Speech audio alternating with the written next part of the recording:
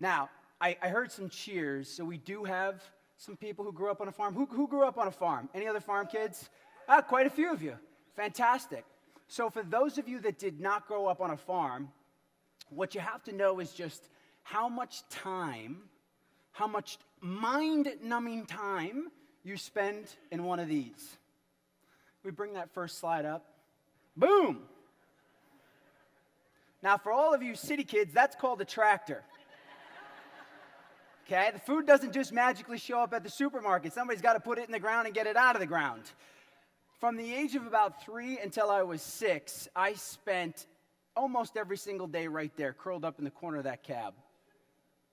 My mother, God bless her heart, she thought it was a smart idea to not send me to daycare, but to leave me home alone with these 3 maniacs.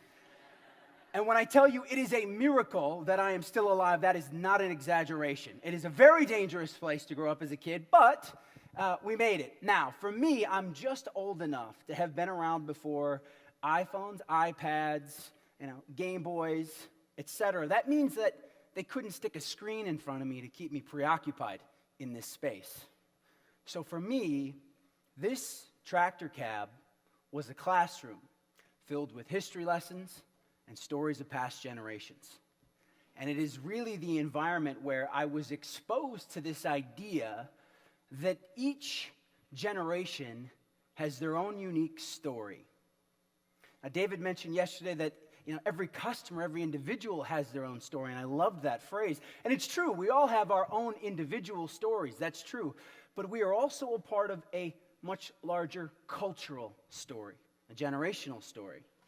And my mission for my work has always been about understanding and sharing these stories to help make sense of the cultural shifts we're experiencing both inside our organizations as well as in society as a whole.